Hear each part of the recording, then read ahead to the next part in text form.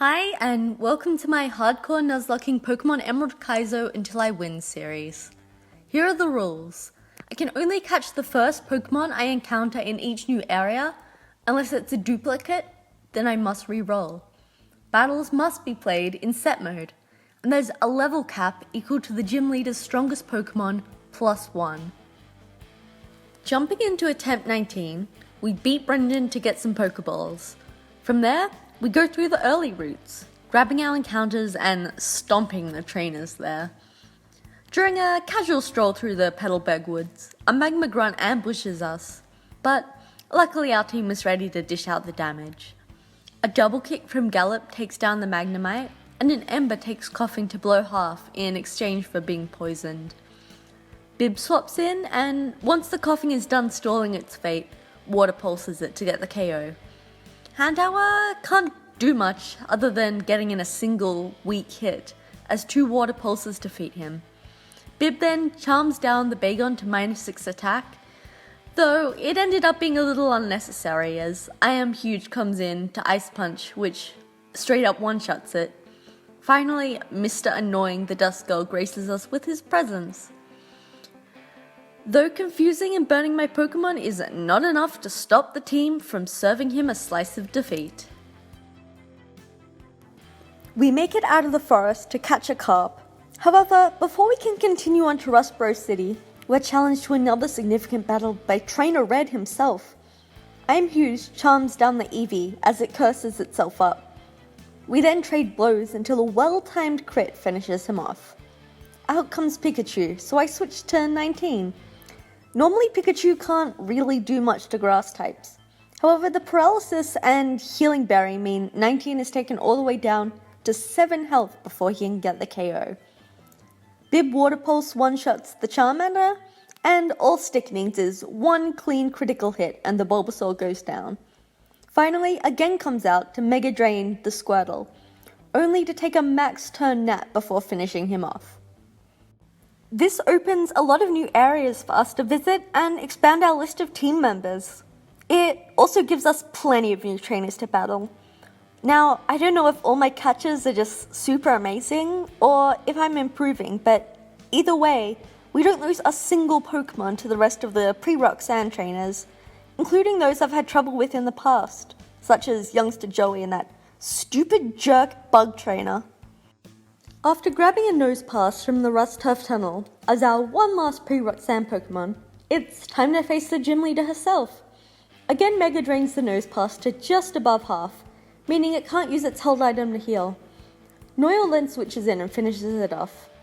It's then a battle of the fossils, as a Brick Break brings Noyle down to under half, while a retaliatory Rock Tomb takes Anorith down to the red. Because of a speed drop, Noyle is able to drain the rest of the Anorith's health. Next in is the Lilip.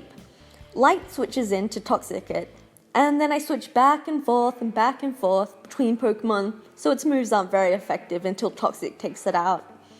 The Pokemon who I would consider her ace, Lunatone, is next. I send out Bib to get in a charm and lower its attack, but she falls asleep mid-battle.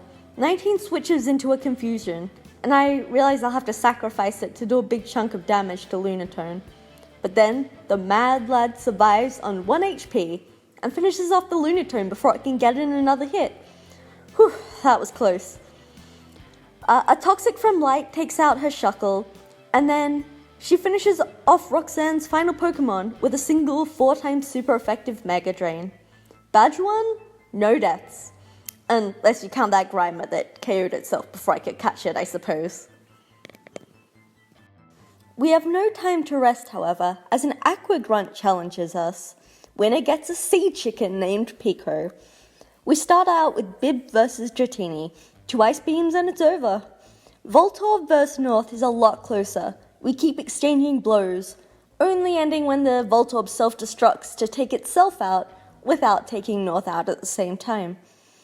I think it'll be easy for Light to take out the Tentacruel, but its secret power causes 2 flinches, and alongside a Confusion self-hit, 19 has to come out to finish the job. Bullet Seed is then enough to easily take out the Carvanha though, and Noyle's Rock Tomb one-shots the Snow Runt. Finally, Barboach comes out, but after 2 Mega Drains, it goes right back. As thanks for saving his sea chicken, we get a ride to Dewford, where we sweep through some gym trainers to face leader Brawly. It's Intimidate vs Intimidate as we lead Raw XD against Hitmontop. We get another off before Moorbird comes in to 2-shot the top. We repeat the process for the Hitmonlee with less success, as he manages to get a critical hit, which ignores the stat drops, and takes out our Noctowl. Pecky comes out to fill in, but she's damaged a lot more than I'd like. So against the Hitmonchan, she's sacrificed to get off a chunk of damage. Gyarados comes in, and all it takes is a tackle to finish the Hitmon off. Next out is Meditite. I Am Huge comes out to charm it down and get off a body slam before Raw noms him up a few times. Next is the big boss, Hariyama. Unfortunately, Raw gets paralyzed as I try to intimidate it down, and Noil is brought to its last slivers of health, with Raw soon joining him, barely able to get off any damage between paralysis and Rockslide flinches. Light comes in to finish him off, but at the cost of over half her health. Magical Leaf is going to be a 2-shot on the Poliwrath, and I only have 1 Chesto Berry on my Mon. So I'm in trouble, until the first misses. Poliwrath tries again and hits, but my berry wakes me up to finish him off. Rest in peace, Moorbird and Pecky. Thanks for helping us win the fight, and thank you for watching. See you in part 2.